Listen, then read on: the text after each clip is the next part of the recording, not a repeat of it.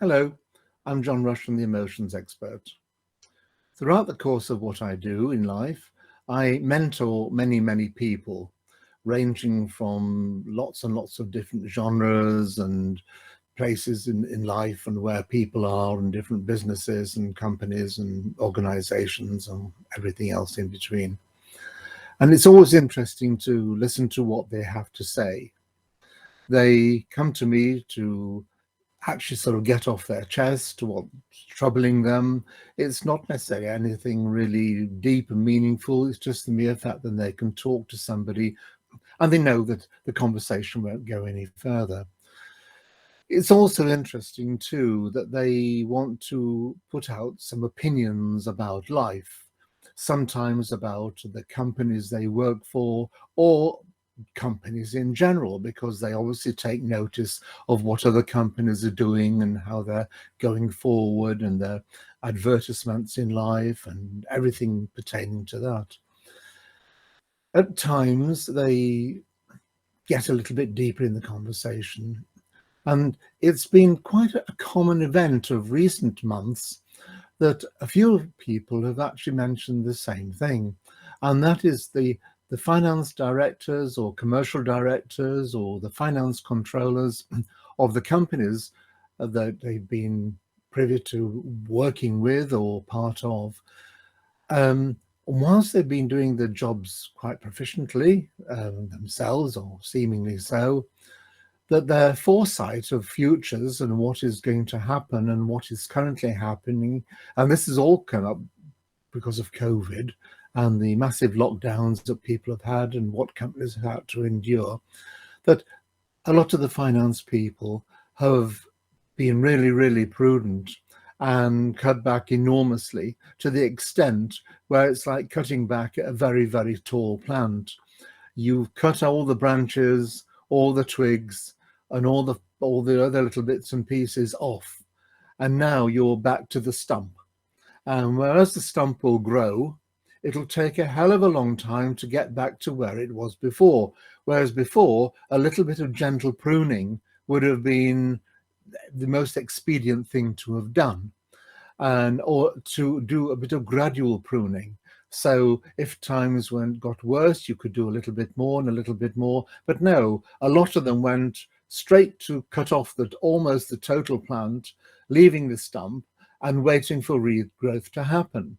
And of course, after COVID had finished, and after other things had finished, and after lockdowns had finished, and after the sort of stigma and the legacy of what COVID had left, and people not working from work but working from home, and people not wanting to go back to work yet wanting to get paid extra to work at home, and all kinds of ramifications which came up, their inability to do something had been curtailed.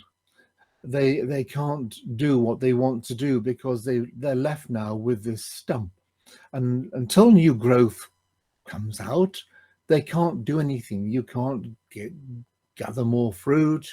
You've got to wait for more branches to grow, more twigs, more new growth to start up. And we've seen this with airlines and airports and some large companies which have got rid of lots and lots of staff, and now they can't get the staff back because the staff are getting paid better in the other companies, or they don't want to go back to the company they were working for before. And I'm not giving you a sort of a glib view of this because I don't know what the solution is. It's not my field of expertise, but I'm just reiterating the general comments I've had from a few senior directors in many companies across a whole, as I say, a whole range of genres that have mentioned this, that they weren't happy with what they did, but they went along with it because again, it wasn't their total expertise, although being a director, they had some clout in what was and wasn't going to happen in the company. And eventually, a lot of companies literally did what I've just said. They cut off all the branches, all the twigs, all the bits and pieces, all the peripheral bits, and waited for the new growth to start from the stump, which it does with a lot of vegetation. You cut it off every year and you wait for it to grow. However, companies haven't got that luxury of time to wait for things to grow. It has to start now. You have to start in the moment to pick up the momentum when it happens. And if it doesn't happen, you're in real trouble. You cause more problems and you retard your future growth. You retard new equipment, new approaches, new and everything. And it makes things 10 times difficult. And therefore, I think it's always interesting to challenge people of why they have done something based on what they think, because what they think to them may be expedient, but in the overall larger picture, it's not. It's far from it. And some people are good at what they do, but they're not very creative. Some people are good at what they do, but they're also fearful. And the moment things go wrong, they go into panic mode and they go and hide in their shell and they sever everything around them so that there's no further interaction, no further financial loss or whatever. And whilst some of that may be expedient, all of it is not necessarily so.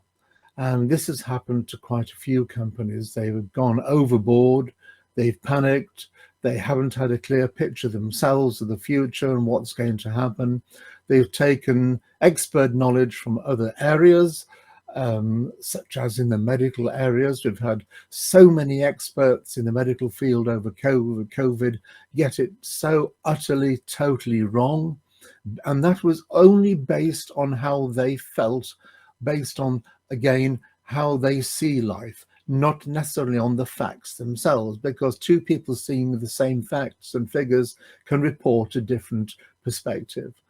And I think it's very important that companies now seek to look at different ideologies outside of their own group board or expertise, because sometimes life goes beyond what most people can possibly deal with themselves.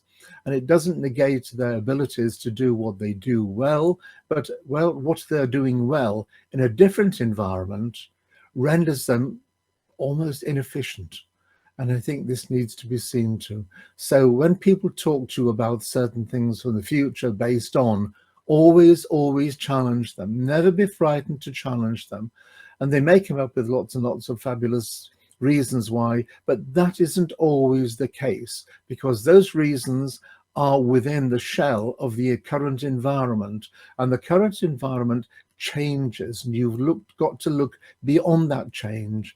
Got to look beyond the future, got to look further afield, look towards the horizon and think, well, what could if we did this and this and this, and not, well, let's just do this now. Wow, I'm glad I've done this. And then 2 years down the line, think, oh, why did I do that? We can't do anything now. We haven't got this, we haven't got that, and we can't just change overnight, and we can't buy it in. It doesn't exist. So I think if you're in one of those positions, by all means, challenge everything that's around you.